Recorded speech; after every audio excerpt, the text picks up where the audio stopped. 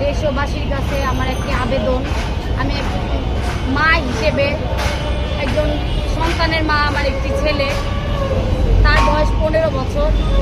আমি একটা নারী হিসেবে এবং আমি একটা বুঝাতে পারবো না আপনাদের, আমি অসহায় নারী হিসেবে আপনাদের পাশে দাঁড়াইছি। আমার পারিবারিকভাবে 2011 সাল 19 তারিখে বিয়ে হয়েছে। তো আমার বিয়ের বয়স হচ্ছে 16 বছর। আমার বিয়ের ভালোবাসা আমার হাজবেন্ডের আম্মা, যে আমার শাশুড়ি মা, সেই দিছে। আমার হাজবেন্ডের নাম হচ্ছে ইব্রাহিম হোসেন বাবু। আমার শাশুড়ির মার নাম হচ্ছে, পারিবারিকভাবে বিয়ে হয়েছে, না আমার গার্জেন রাজি ছিল না, তার মা আমাকে বিয়ে করাইছে তার ছেলের পছন্দ মতো। তারপর তাদের বাড়ি হচ্ছে কামরাঙ্গি চর, শিক্ষণ।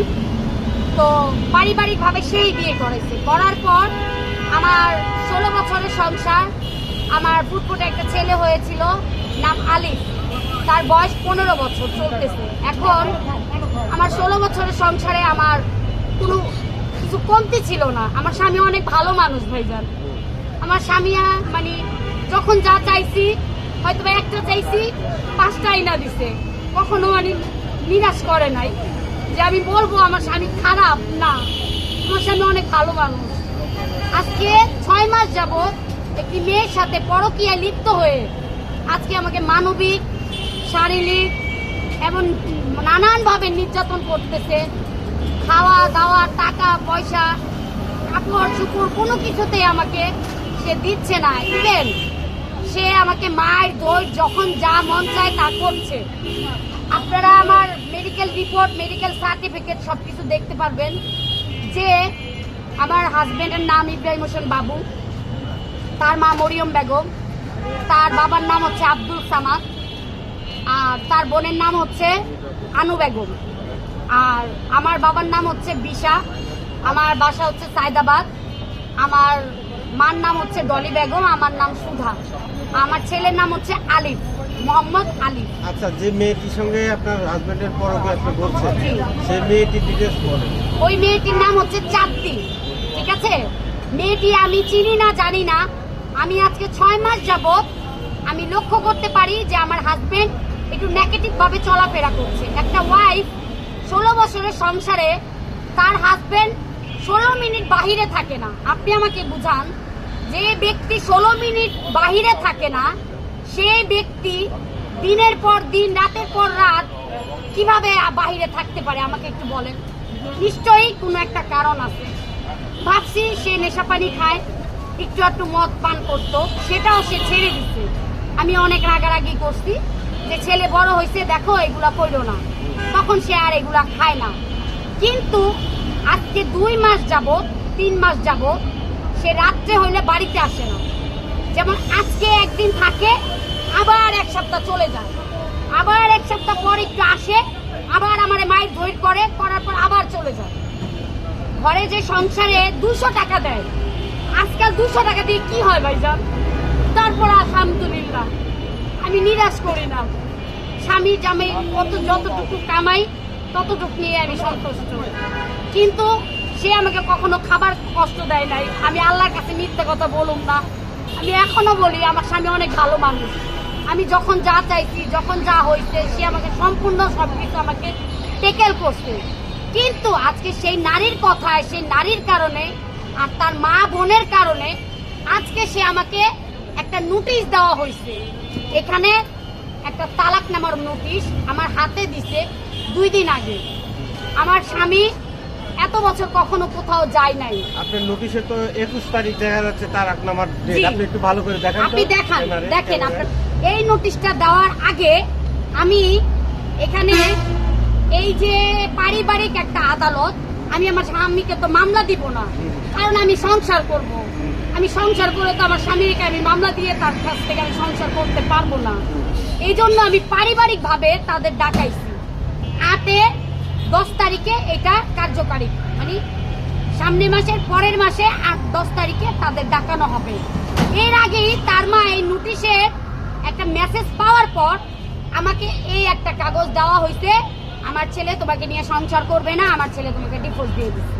তো আমার একটাই কথা যে তার মা কিছুই বলে জানে না, এখানে সাক্ষক তার মা আমাকে বলে বাসায় আমি যখন গেছি, আম্মা যা হওয়ার হয়েছে আম্মা, আপনি আপনার ছেলেরে বুঝাইয়া আমার সন্তানটা আমার বুকে ফিরে দেন, আমার সন্তানটাকে ভিক্ষা দেন। আমি তার কাছে এইভাবে বলছি, আমারও একটা ছেলে তারও একটা ছেলে। এখন সে বলে আমি তো জানি না আমার ছেলে কি করছে, কোন উকিল নিয়ে, উকিলের 10টা নাকি, সে যে উকিল দিয়ে করছে সে উকিল অনেক প্রতাপশালী। এখন সেই উকিলে করছে 10টা উকিল নিয়ে, মানে সে দাঁড়ায়। আমি তার কাছে কিছুই না, তাদের টাকা আছে, পয়সা আছে, ক্ষমতা আছে, পাওয়ার আছে, আমার তো কিছুই নাই, আমি তো অক্ষম। আজকে আমার স্বামী গেছে, সন্তান আমার বুক থেকে নিয়ে গেছে। আচ্ছা, এই যে আপনার এখন স্বামী, আমার জানটুকু আছে এটাই আমি দিতে চাবো, আর কিছুই তো পারবো না। আচ্ছা আপনার স্বামী যে এই যে পরকীয়ার সাথে লিপ্ত, এটা কি আপনার সন্তান জানতো কি? জি জি, আমার সন্তানও জানে। আমার সন্তান একা না, আমি বলি আমার স্বামী যেখানে কর্মস্থলে সবাইকে যাওয়ার পর, আমার মুখের কথায় না, সবাইকে জিজ্ঞেস করবেন প্রতিনিয়ত এখানে কেন। আমি ওইখানে যায় জিজ্ঞেস করতাম যে ভাইয়া বাবু কি এখানে আসে, বলে যে না বাবু তো কাজে আসে নাই। কেন? কয় দেখো গা বাবু মনে হয় ওই মেয়ের নিয়েই আসে। অনেকজন আমাকে এরকম বলছে।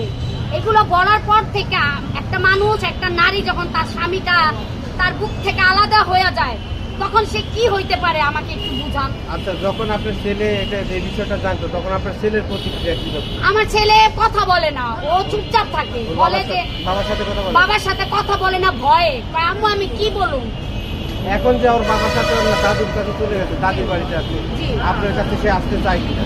না, সে তো বলছে যে আম্মু আমার দাদি যে কিসের কাগজ করছে আমি তো জানি না, আমার আপু আমারে বলছে চলো বেড়াইতে যাই, বইলা আমার এখানে নিয়ে এসে বসছে। এখন আপু বলে যে তুমি নাকি আপুর নামে মামলা দিবা, আর আপুর নামে মামলা দিলে আপু তো জেলখানায় থাকবো, এই কারণে আম্মু আমি তোমার কাছে যাইতে চাই না, আমি পলায় আইসা পড়ো আম্মু, তুমি চিন্তা করো না, কিন্তু মরণের কথা বইলো না। ভাই আমার স্বামী, আমার সন্তান ছাড়া আমার কেউ নাই, আমার জানটুকু যদি চাই ভাই আমি দিয়ে দেবো ভাই, আমার আর কিছু বলার নাই। আমি আমার স্বামীর সাথে মামলা মোকদ্দমা আমি কিচ্ছু চাই না। আমি আমার স্বামীর সাথে সুন্দর ডাল ভাত খেয়ে, উনি নাও যদি খাওয়ায় রাখে, আমি কাজ করে তাকে খাওয়াবো, আমি তাকে কাজ করে খাওয়াবো, তার কোনো কাজে যাওয়া দরকার নাই। তারপরে আমি আমার স্বামী সন্তান নিয়ে আমি সুখে শান্তিতে থাকবো। আমাকে যা বলবেন আপনারা আমি তাই করুন, কিন্তু আমার স্বামী আমার সন্তানকে আমার বুকে ফিরত দেন। আমি মাননীয় প্রধানমন্ত্রী তারেক রহমানের কাছে আমি ভিক্ষা চাই, আমার সন্তান, আমি স্বামীকে আমি আমার সংসারটাকে আমি ভিক্ষা চাই। আমার এই জানটা আর দর্জি কুলাই থাকবে না, আমি প্রতিনিয়ত বাইকা পড়তেছি, আমি বুঝাইতে পারবো না।